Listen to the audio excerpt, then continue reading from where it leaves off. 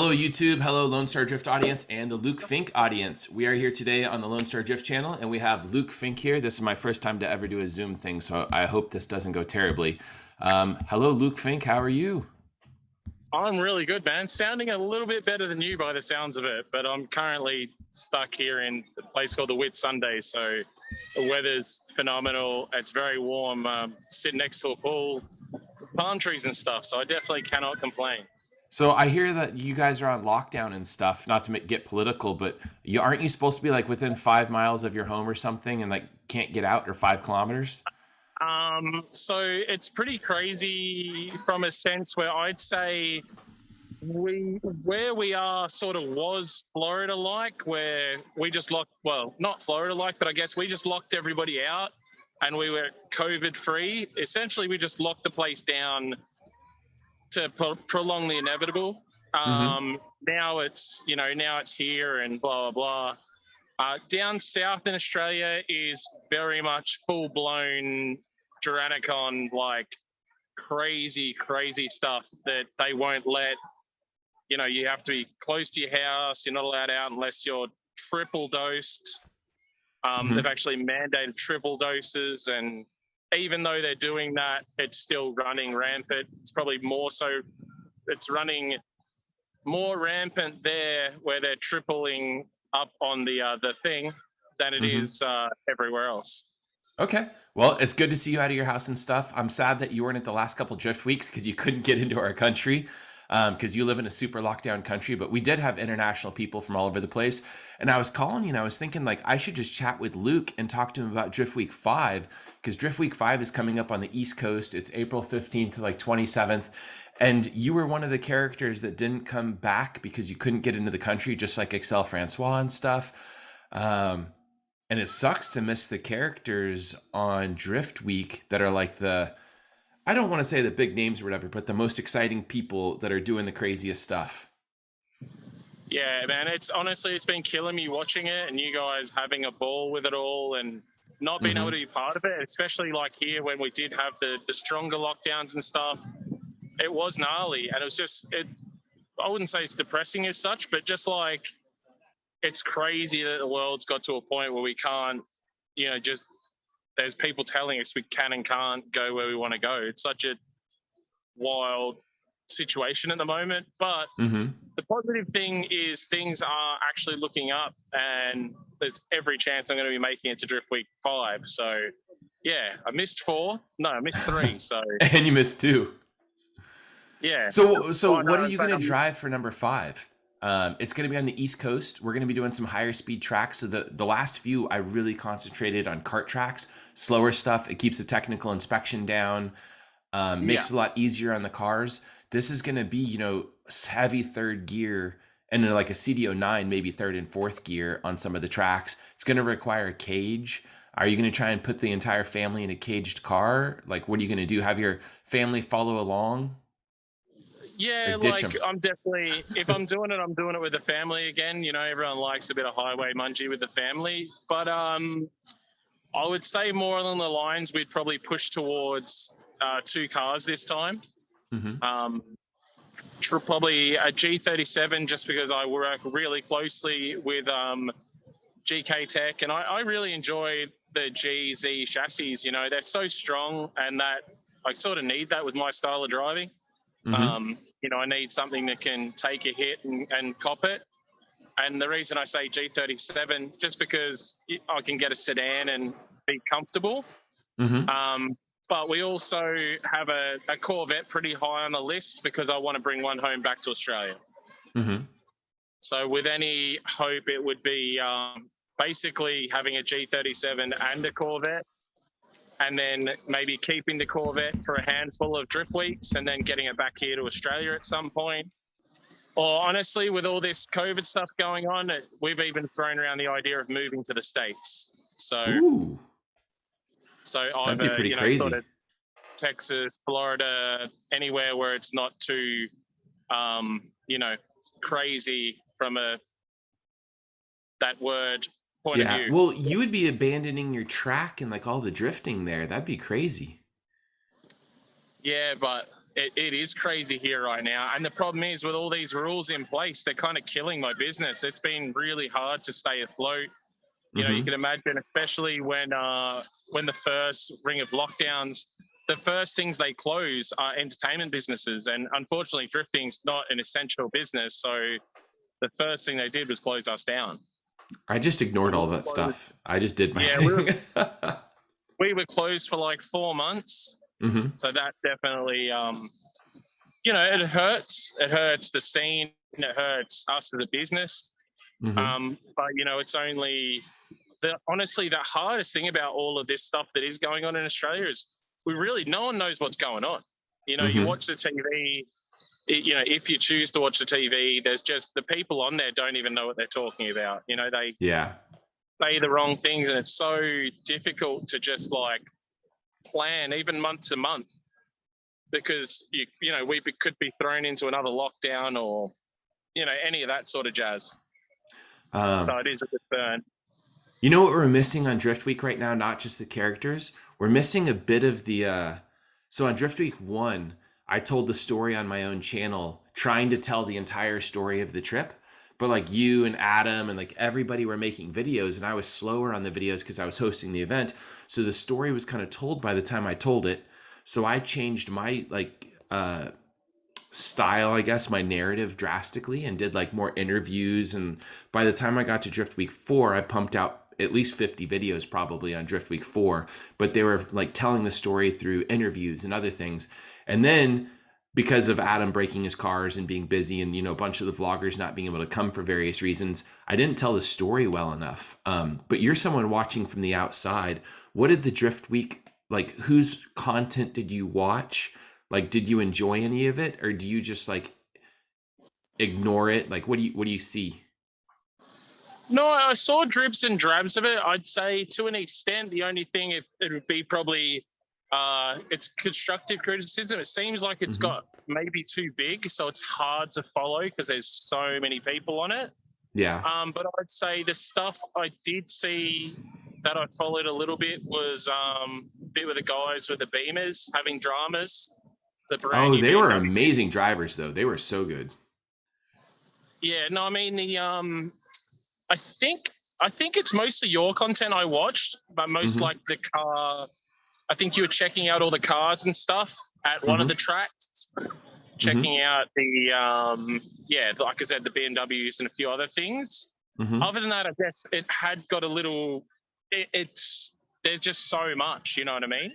So I Yeah. was sort of to get a That's start a and finish catch of it. 20. I was gonna say that's a. I always interrupt. Keep going. Hey, you're good. Oh, I was just gonna say, like, as an event host, you can understand that sometimes you need more people to defray the costs. Because as we Oh, grew on Drift Week 1, I was able to get a lot of the tracks for big discounts or free for like, I don't want to say who gave it to us for free, but like, you know, Dan's with us and stuff, and we were able to go to Sandia for free and stuff. After the virus hit and stuff, it was very difficult. In fact, most of the tracks needed more money to stay afloat. You own a track, you know how that is. People want yeah. something for free or to do something for media, and they're like, we can't do media, we need to stay alive. um, so it was pretty difficult from that perspective. I forget, by the way, you're in Australia, so I'm like dressed for warmth and you're out in summer attire. um, Oh, it's it's very summer here, man. I'm literally next to a swimming pool. That's hilarious. Yeah, I was gonna say I had to go up in driver count, and Adam's been bugging me. Adam wants me to do like a superstar all-star drift week where it's a very expensive buy-in, and the buy-ins kind of only have to happen from sponsors because they'll be very expensive, and just like superstar guys, you know, cream of the crop drivers, nobody that can buy in. And I'm like, oh man, that kind of, I'm a big grassroots guy and I feel bad like doing elitist stuff, but I probably should do one of those. Yeah, I guess it's you know, I think what I mentioned, and I think for a lot of the dudes that have BMX backgrounds, I think a lot of us just switch back to like road fools, Hmm. where I think we've most of us have BMX guys have mentioned it, and that's Yeah. like that's where a lot of like the spirit of things like this come from. I guess is just like um, it is. It's so freaking difficult because it's just that core group of guys. I wonder if it couldn't be done just off the back of other events. You know what I mean? But it'd be tough then But because you then sort of weekdays and it would take too long and everything. My problem with the road fools thing is I love BMX because you can just grab your bike and go. And you can bike for nothing and you can be a dirtbag and you can sleep on the floor and you can just go ride anywhere. You don't have to rent out tracks, you don't need tires, you don't need everything. Whereas drifting is so expensive, it's really hard to be a drift bum. So Um, are we doing the like Driftweek Street Drifting Edition? yeah, you are? Or And you're we'll just just go to different street spots in different cities and have the locals show us the spots. hmm My problem with that is it's incredibly rare to find real street drifting anywhere. Um, there are so few places. I've been all over the world, and the only place that I've seen real legitimate street drifting that was impressive was in Japan, um, just in the mountains. I've never seen street drifting in the United States that was even mildly impressive. Um, Yeah. And I've tried. I mean, I've been around drifting for 20 years. I think that you've been around it more, but you were living in the mountains and had access to that. I'm in Texas, so everything's so flat and 90-degree. Yeah. And I mean, I used to street drift and stuff, but it wasn't impressive. It's just like linking corners together. Yeah. It's nothing epic. And I think street drifting would suck if it's just like industrial parks and we're trying to do that. But also, we couldn't video it if we did that, I don't think. Like, we couldn't put it out and sponsors couldn't support it. But Yeah. Yeah. Hey, look, I'm just wishfully thinking over here. You know what I mean? Like, yeah. that was pretty much Drift Week 1 for me anyway. Yeah, but I mean, you can't show it so much and everything, and it's No. I don't know. As an adult that like represents GK Tech or whatever, you can't be like, yo, I'm gonna go street drift and do a lot of illegal stuff, and you need to give me money. Like it's just a supplemental thing you do on the side, not the main course. Yeah, exactly. But no, like you said, it is an interesting thing. I wonder if you'll get to the point where the normal drift weeks will be a big enough thing where they'll offset the pro drift week sort of thing, or the big name one. Yeah. You know, Well, the big name I don't one know. I thought was organically going to happen when I go to Japan, and we would go do it over there. And the only people that could do it would have huge budgets, and we probably wouldn't street drive the cars. We'd trailer them around, and it would just be like some type of tour because it would Yeah. just be too difficult to street drift them. And I thought that I could, even with Drift Week 5, because we all need cages, I was thinking about letting some people bring out some wedges. And like, as long as they were doing like a party bus and going everywhere as friends or doing something, that I would allow them to trailer some like, pretty aggressive cars with cages. But I haven't decided if I'm really going to do that yet. I haven't told any drivers. I guess this is telling people. But I would think Yeah. that's acceptable for a drift week that requires cages everywhere. Because Summit Point's going to require it. Englishtown is going to require it. We'll be on the Formula D track at Englishtown. The other tracks need it. What is the like? I can't see there being a drama really, cars being towed for a drift week as such, just because it doesn't have that like the entire concept around an event like Drag Week is a car that can drive and consistently is like retardedly fast. Yeah. Where this is just an option if you want to be unreliable, I guess. You know what I mean? Like, Yeah. you can go and do the super reliable thing and have extremely low power like I did, and know somewhat that you're going to not have a drama at all, or you can wind up the wick on a 2J and be changing a head halfway through the trip, like I think two of the guys did on Drift Week 1, wasn't it? Brendan and Trevor. Yeah. So I guess it's more of a choice on Drift Week. So in that sense, I probably wouldn't necessarily see a problem with stuff being towed, and I think it could probably even add crazier cars. Like I guess imagine Chelsea bringing an FD. Just in theory, guys bringing their actual FD cars. And hitting multiple tracks in a week, like they do more driving in 1 week than they would for the whole year in their, pro cars. Something I have two things to say about that. One, I like the perspective of just trying things out. I'm totally down to let people trailer if I can wrap my brain around it. But I do have to say, forcing people to drive it on the street really made everybody think about the event completely differently.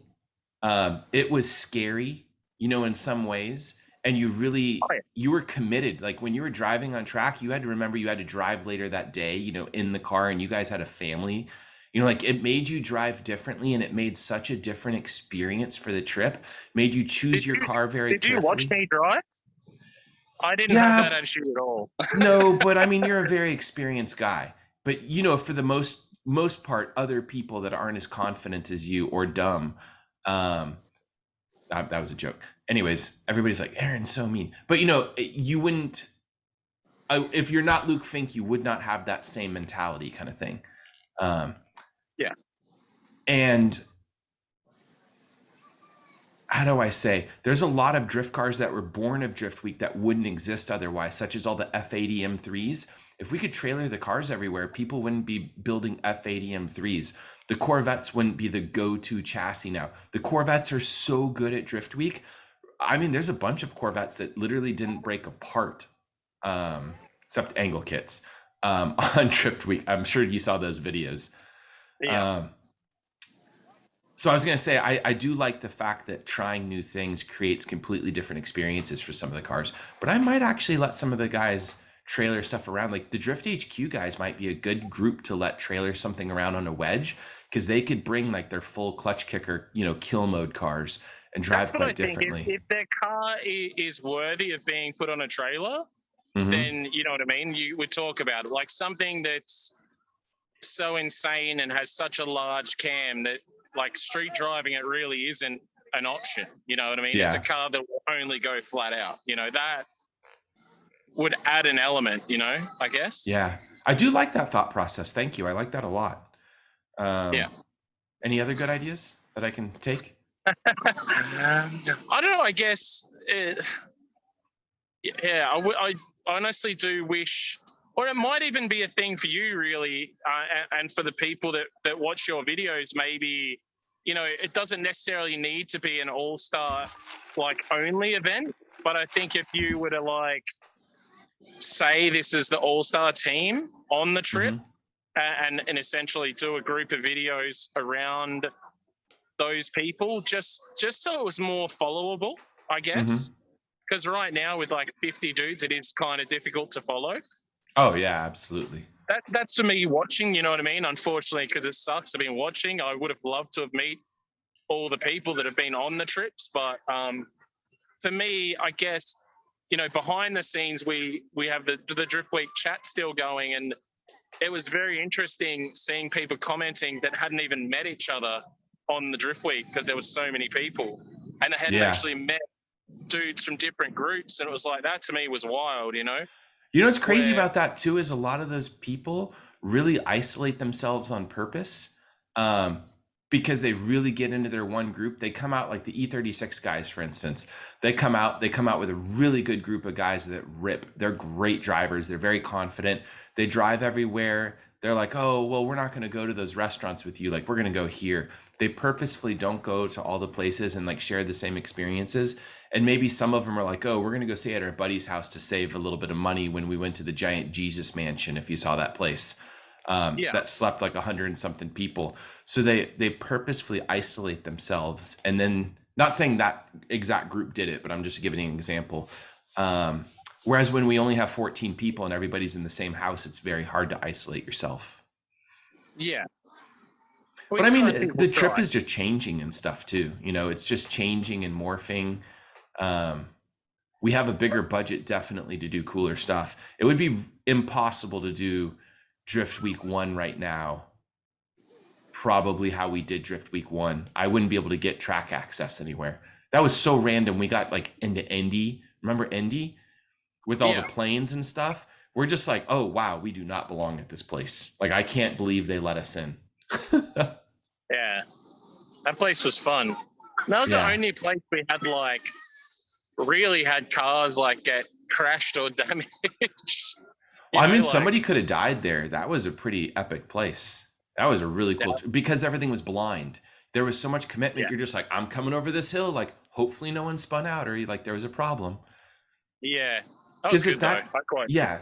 But I was gonna say, like, we didn't even have real track staff there. I thought the track was gonna provide safety and track and everything, staff and everything, because we weren't properly prepared for that track being completely blind corner. Like everything was blind corner there. You needed a corner worker like every corner. Yeah, especially when fielding was on track. A couple times I came out and like fielding's off in tires or somewhere else. Yeah, he was off in the freaking rocks, like pelting people with rocks. It was crazy. Yeah. You Hey, know, he was by the committed. way, that was crazy because he had to drive that car everywhere, and I was riding along with him because we put my car away at the very end, and he was just like YOLOing through the rocks, and I'm sitting there passenger, just like, oh my God, like, what are you doing? And he drove like that at Willow Springs too. He was dipping wheels all over the place with, ruts that big. He'd just dip a wheel and break a wheel. You're just like, and he'd be on throttle and doing everything. It's crazy. Some people lose all their brain cells when driving on track. Yeah, that's fun though. that's Yeah. it's definitely the funner way to do it. The fact that his kit made it amazed me.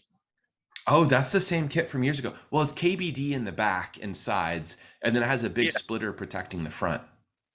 The yeah, KBD body kit thing is just insane for like how much damage those things can take. yeah. Well, I was literally pushing him down the highway one time when he ran out of gas, and I Yep. was like really scared of pushing the back of his car, and it was like completely fine. I was pushing like 70 miles an hour or something. I remember that So video. yeah, So how is so Australian drifting right now? Like I hear European, they didn't do a lot of Driftmaster stuff, or like they canceled a lot of stuff. Seems like in some places like RDS did well. You're just stuck in your country. What type of drifting have you been able to do? yeah, no competition stuff at all. There's Mm-hmm. been no competition for. There was no competition for at least a year. Mm-hmm. Then they sort of tried to do some events. I actually tried to run some events, and then the problem is borders just keep getting closed. There was Mm-hmm. people that like went to go on holiday for like a weekend and would land in that place and then get locked down for 2 weeks. And all they were doing is going to like do That's something for crazy. work. So I and heard that was stories. like common. I heard stories of people getting locked in other parts of the country for like a year. Was that real Yeah, or yeah. no? No, that's legit. That is That's absolutely crazy. legit. So we have a friends that are so she's like triple dosed, Mm-hmm. and a nurse, and her husband is a volunteer ambulance officer, and they still couldn't get home. They Wow. had to quarantine because they had to pass through 2 states. They had to quarantine in each state, so it took them nearly 2 months to get home. Australia is funny. I mean, how does someone even, not to get into all that stuff, I'm just thinking like in my head, like, how does a normal human afford to do that? Well, That'd be that is crazy. yeah, that's the wild stuff. And again, what Tiana just said in the background there, a friend of a friend of a friend flew over from. Imagine just flying from LA to I don't know, to Miami, and then Mm-hmm. landing in Miami, and them saying like the rules changed while you're in flight. So Now when you're you stuck in land, Miami. you either don't get off that plane and fly straight home, Mm-hmm. or if you get off the plane, you go into a 2 week quarantine that you have to pay for out of your own pocket. Crazy. So And you only man, like have, how many days is it until April 15th? 80 or something? I don't even know. it's like 3 months. Yeah. So if you are going to come, when are you going to buy your car? When are you going to find your car? How are you going to get over here? When do you find out you can come? All that stuff. Because that's a lot of commitment. Yeah. This Well, the thing is, international thing is crazy. yeah, but buying the car, it's you know what I mean. Like, you buy something you know you're not really going to lose money on. So if I get a car and set it up, like at some point I'm going to get over there. Mm-hmm. You know, like at some point this like craziness is going to have to stop. So Mm-hmm. I think I wouldn't say buying a car or anything would be a write-off from a sense. So buying the cars, I've been looking recently. So it's basically, as soon as I can get something, I'm going to be grabbing something. And then flights wise, it has to be realistically worked out closer to the date, just because everything is so crazy. It moves. They change their mind. A couple weeks ago, being double jabbed was enough. Now you're not even considered jabbed if you've only been double jabbed. So you've got to be triple jabbed, and yeah, So, it's yeah. what was I gonna say? So then you would just have a shop cage it, or how would you get it caged and all that stuff? And like, would you just bring all your parts over? And then the last question, because I have a terrible memory, is did you really not lose any money on your G35 when you sold it I from lost a bit of Driftweek money 1? on that, but solely because I was trying to help our, friends because their car burnt down, right? So, Mm-hmm. I think obviously if I wasn't selling it to friends right at the end of the trip, so they had a car to get home, I would have sold it for more money. But at the same time, thanks to, awesome sponsors I have, GK Tech and Shockworks, it obviously didn't cost me as much to set that car up. Mm-hmm. So Stage Wheels as well, I have to have a big shout out because they helped a lot with the Driftweek 1 trip. Yeah, that's so good to have sponsors to help with this stuff. It makes it possible. Otherwise, Yeah. although we also don't have normal day jobs, and if we had real day jobs, it'd be easier from that perspective because we would just work instead of begging for parts. So, So that's why I would go, I've actually been working with GK Tech on a new 370Z lock kit, which mhm, I'm absolutely freaking loving, man. It makes a 370Z feel like an S chassis. It's so wow. rad, except it's got the mechanical grip of a 370 in the rear. So it's Mhm. like it's super fun, like really, really chuckable. It feels like a cut and shut S chassis, but it doesn't feel like, for lack of a better term, it doesn't feel wise fabby. You know what I mean? It still transitions super fast, but Mhm. then has quite a bit of lock. And I've been driving that car, other than this particular month right now, I've been driving that thing at least twice a week and absolutely pounding on the kit. And I haven't run into any issues at all yet. So I feel like, being able to come and jump into something like a G37, that to me, that car is a clutch, a tune, some oil coolers, and some suspension parts away from being a really competent drift car. Mhm. Even third gear stuff, they're capable. Do you need a Corvette, by the way? I I have one do for want a sale. Corvette. Are you I selling got the one. one you want? I Congrats, already by the sold way. that one and bought another one, but the internet doesn't know. I got a Does it, wide body, like Z06 looking one.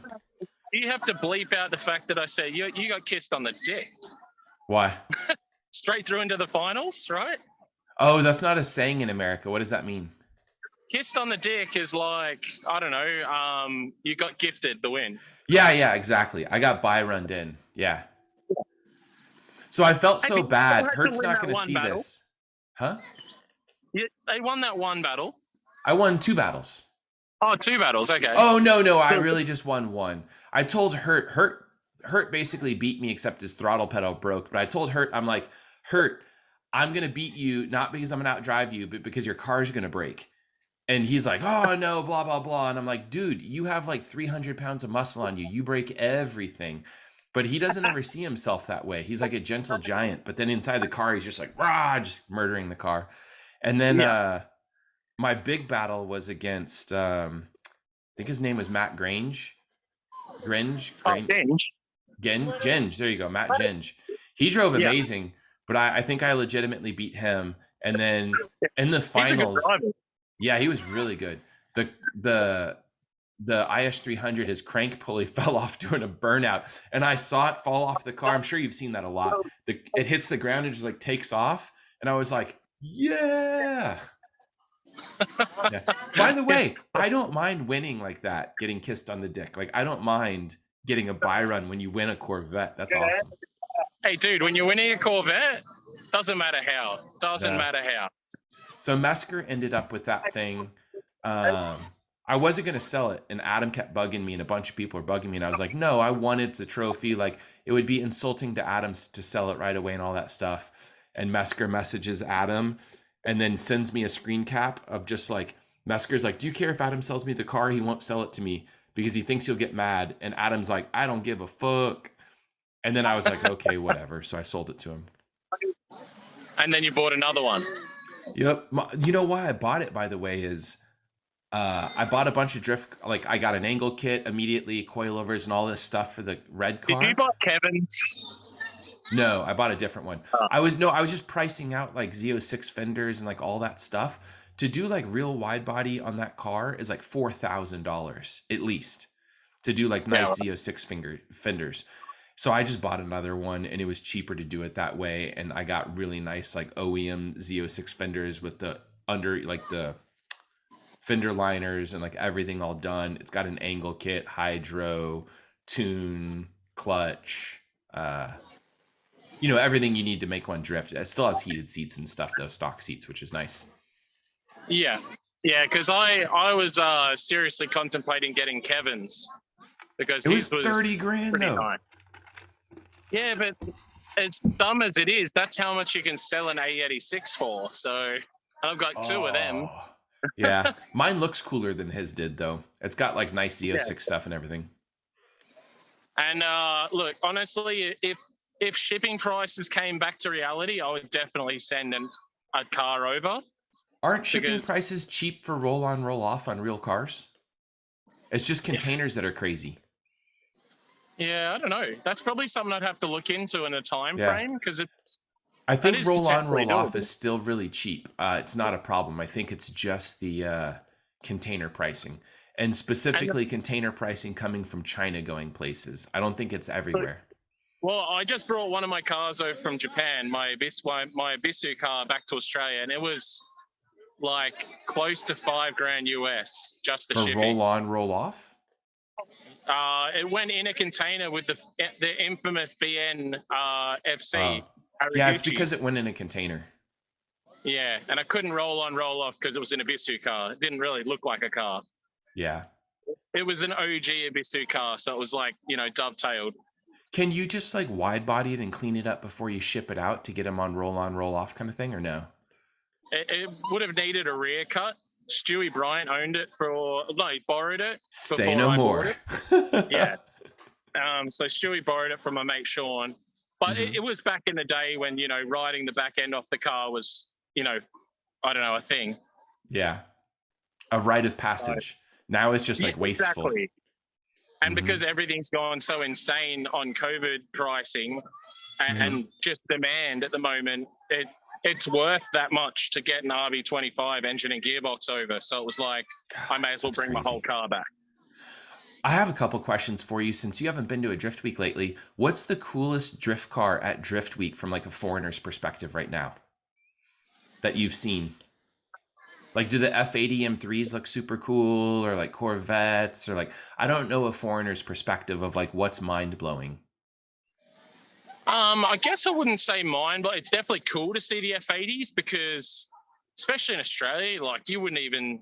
Well, I say you wouldn't even think. I know of one that drifts here in Australia. Oh no, it's not F80. It's the one before. But either way, M3 stuff.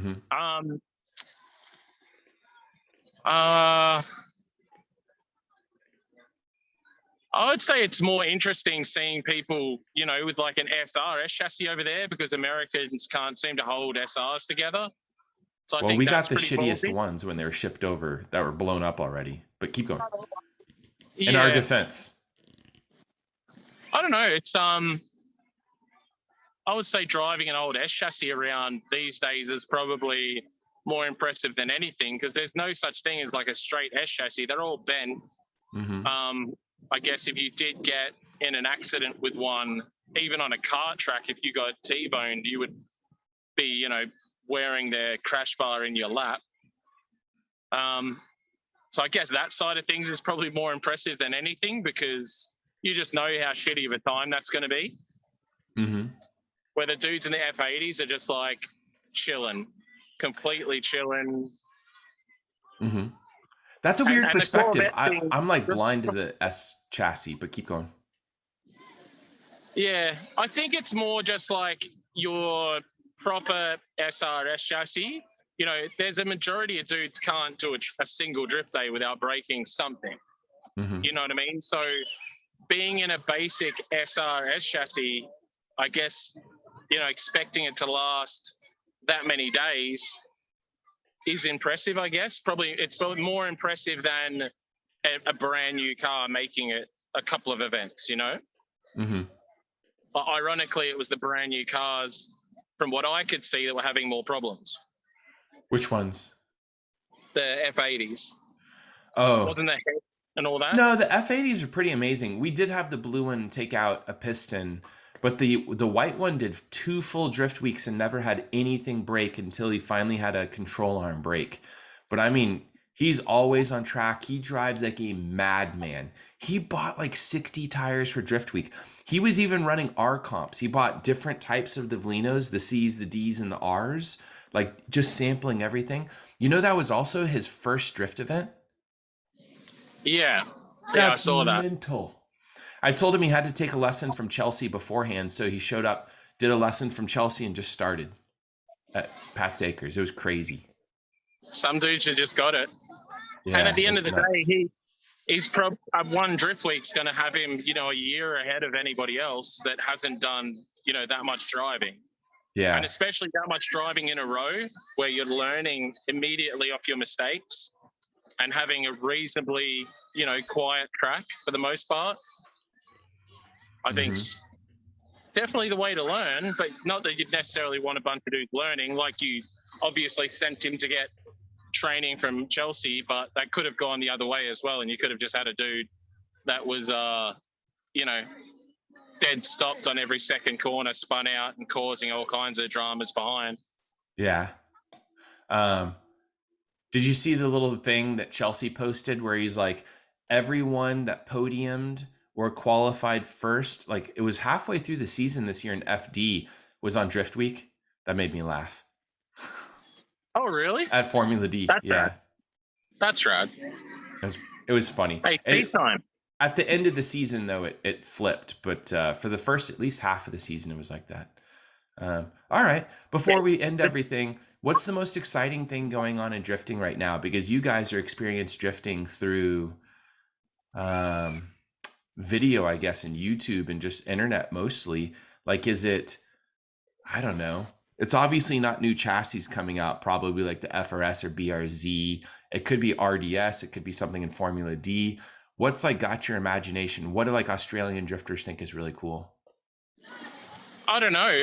Me personally, I don't even know how the fuck it happened, like how I became a guy that even likes Z's. But I'm just like a guy that sort of, when something makes sense, that appeals. You know what I mean? Like, I can smash my Z into a wall and laugh about it and be like, oh, whoops. Versus if I did that in one of my air chassis, my night's over. You know what I mean? Like, my fuel tank split open, the car's on fire. Like, forget about it. You're done. I'm really interested to see the new Nissan Z come out. And even though it is literally the same chassis as the 370Z, I think it's going to be pretty sick to be able to get a factory car in this day and age in a manual transmission and just be able to do essentially what they're doing with the F80s, but with a Nissan chassis, with a lock kit, everything ready to go. Are you going to get one? Weiss, Fab, GK Tech, whatever you like, bolt everything on out of the dealership and go and shred. Like, that's going to be a pretty cool thing, you know? Are you going to get one? I definitely want to, but my mind's still definitely tied up in, the possibility of getting over there to live, or whether I, base myself half the year over there and half the year here, because I don't want to be wearing these beanies and hoodies and stuff like that. That doesn't look fun.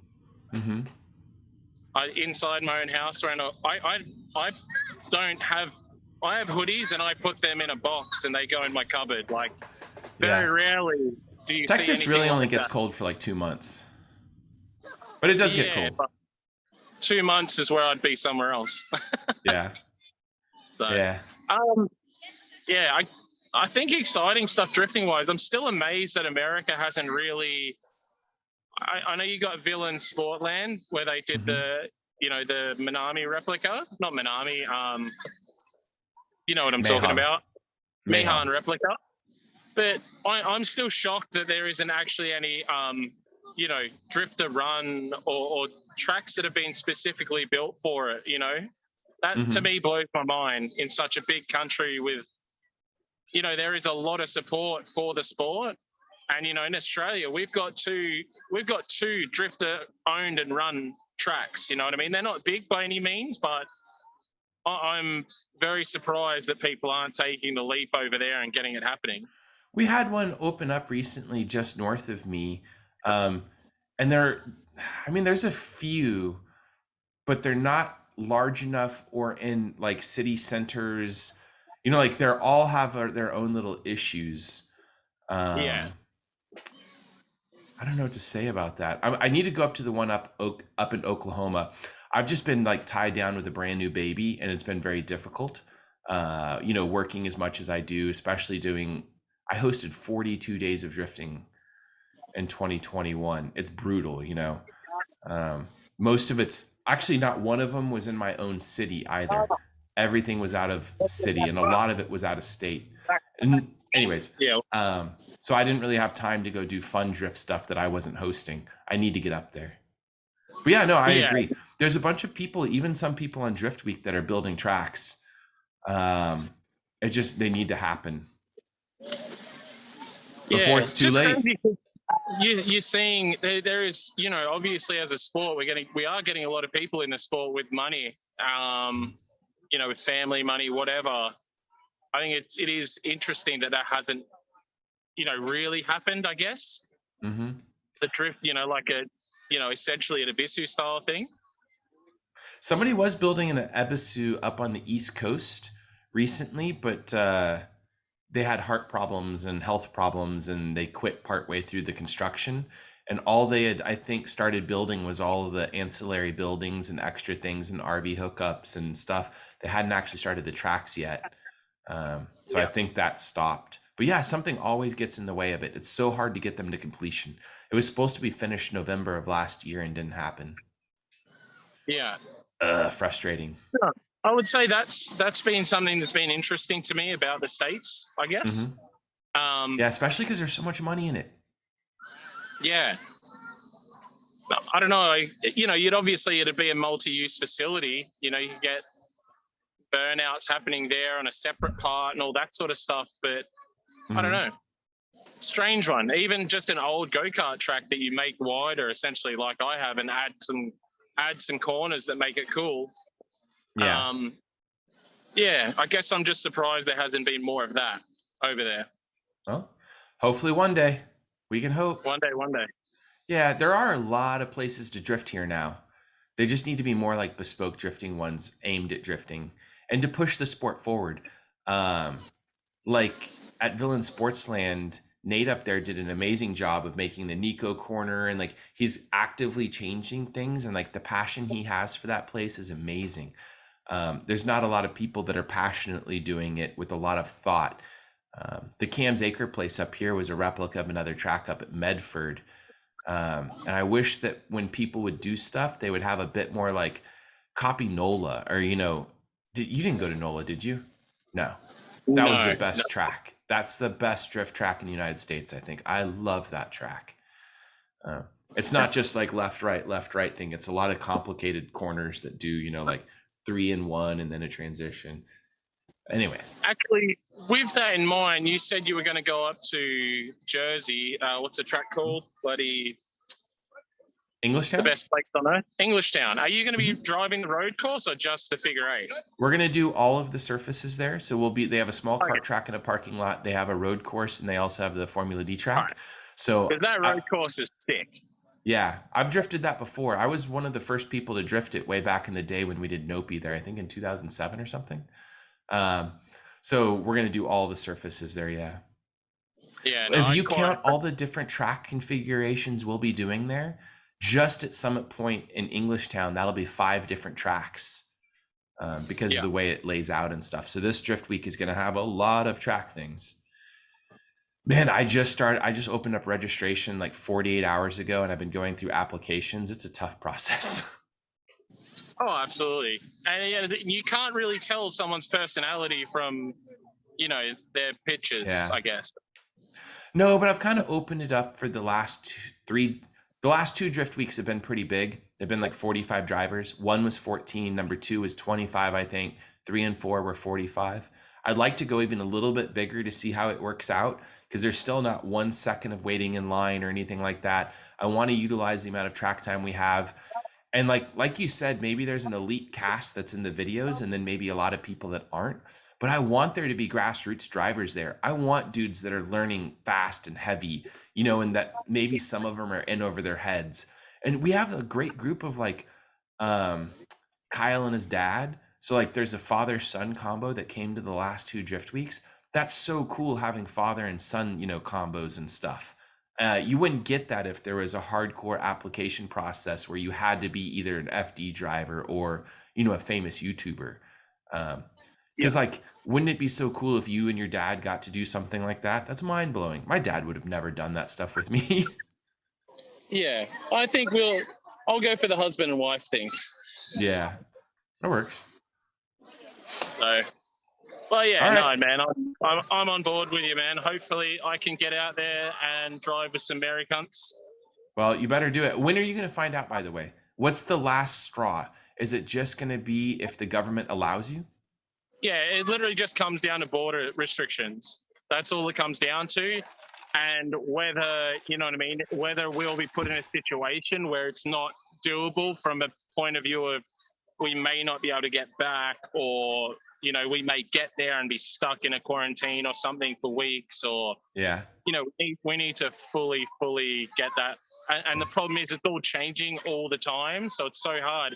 I could tell you one thing now, and within a few days it could change. Yeah. You don't have to quarantine coming this way. You're going to have to do it going back probably, right? Oh, I'm not jibby jabby. Yeah. Oh, that's right. So you'd have to quarantine coming in then. Yeah, potentially, depending on where I come in from, I guess. I don't know. So Wout has the same problem and he goes to Aruba first and then he can just pop in because it's a Amsterdam colony or something from back in the day. Okay. You know Wout, right? Yeah. Yeah, I was gonna say, might talk to him. He's pretty good at avoiding that same problem you're avoiding. He's done that Yeah. now 3 drift weeks. Just goes to Aruba, goes on vacation, sits on the beach, and then comes on over, does his thing, and then can just fly straight back. Yeah. No, it's pretty much what we've been looking at. I think now that the UK's changed everything, being that we're a Commonwealth country, I'd hope that we'd probably follow. Mhm. And, everything might, I wouldn't say necessarily go back to normal, but all restrictions and mandates might stop. Mhm. And if that comes about, I'm there, bro. Awesome. We'll be over there ASAP. So it really is just, we are looking for cars at the moment. So if anyone's got to hook up on a G37 sedan, let me know. Manual. And yeah, we are in the hunt for a Corvette. It's not super important to have a Corvette, but it'd be nice. I have one. I got you. We'll talk. Yeah. Okay. Last thought. How much better is the G37 than the G35 platform? Chassis wise, I would actually say I maybe a little bit prefer the G35. But the power of the G37 is way better.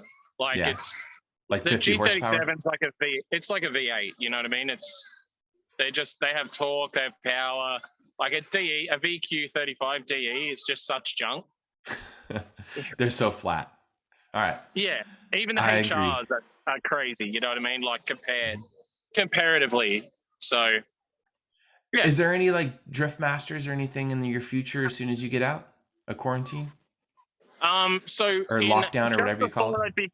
Just before I'd be coming to Driftweek, I'll be doing World Time Attack. So we've got the World Time Attack Drift Challenge event here, which is like the biggest one that happens in Australia, and they should be running it. Seems like it's all going ahead now. So the last time that ran, I was there, and Naoki got me in the final, but that's all good. I'm gonna go look that video up. Is there a video of that online? Yeah, there would be. Yeah. All right, I'm gonna go look it up.